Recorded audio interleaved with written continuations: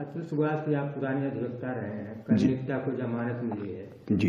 तो इतनी जल्दी जमानत मिलना और जो भी कंडीशन बन रहा है, अतुल के भाई विकास कह रहे हैं कि हाई कोर्ट जाएंगे, सुप्रीम कोर्ट का दरवाजा खटखटाएंगे, तो क्या हो सकता है इसमें?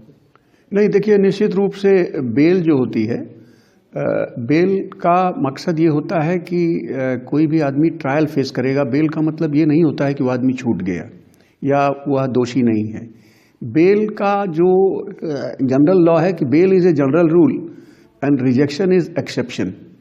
तो कोर्ट ने यह किसी न किसी रूप से पाया होगा कि बेल का आधार है, तो उसी आधार पे बेल दिया होगा। लेकिन भाई, वो सत्र न्यायालय बेंगलोर की अपनी ओपिनियन थी, उसको पढ़ने के बाद, उस ऑर्डर को देखने के बाद, अगर कोई ऐसा ग्राउंड मिलता है, देखा जाता है कि यह आधार जो है अच्छा नहीं है, उचित प्रतीत नहीं हो रहा है, तो ऐसे आदेश के खिलाफ जो है ऑनरेबल हाई कोर्ट कर्नाटका है, वहाँ पे जाके उसके रिजेक्शन के लिए जा सकती है पार्टी।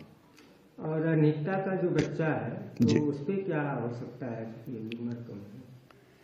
भाई देखिए, निकिता का बच्चा जो है, उसकी कस्टडी के लिए जो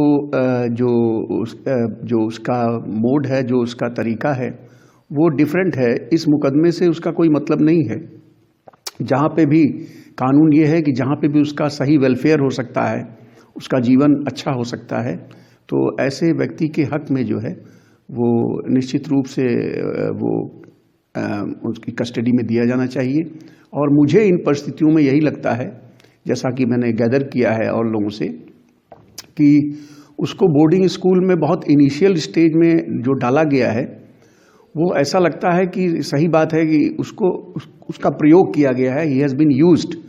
तो ऐसे मामले में निश्चित रूप से अतुल सुभाष के माता पिता को, उनके चाचा लोगों को ही इस बच्चे को देना चाहिए, क्योंकि वो ज़्यादा उसकी अच्छी देखभाल कर सकते हैं। तो कवास लगाया जा रहा है कि निकिता को इस मामले के बाद क्या नौकरी कर पाएगी, इस पे कुछ क्या कंडीशन बन रहा है?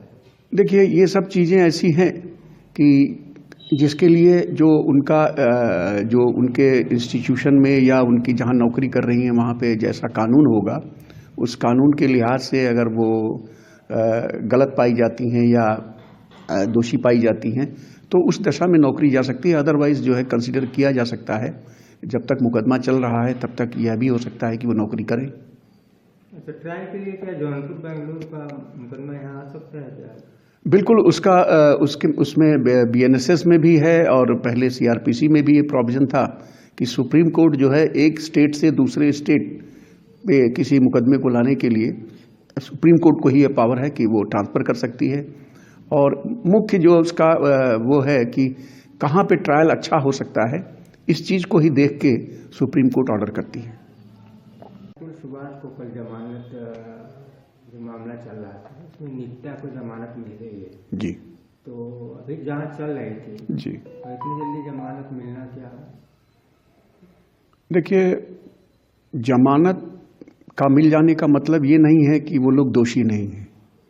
जमानत की एक अपनी हम लोगों में कहा जाता है कि bail is a general rule and rejection is exception.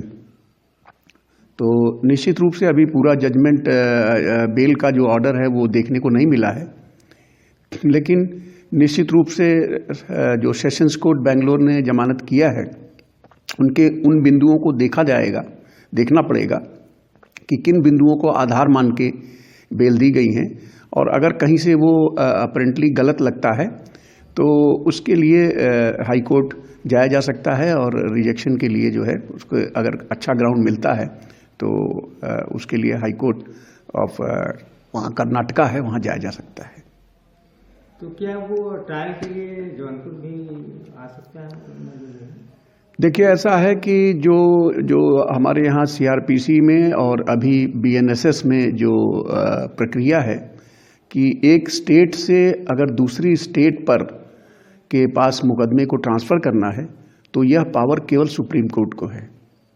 और सुप्रीम कोर्ट अगर देखती है कि सही ट्रायल और या कोई ऐसी चीज़ है, दोनों पक्षों को सुनने के बाद अगर लगता है, तो जौनपुर भी उसको ट्रांसफ़र सुप्रीम कोर्ट कर सकती है।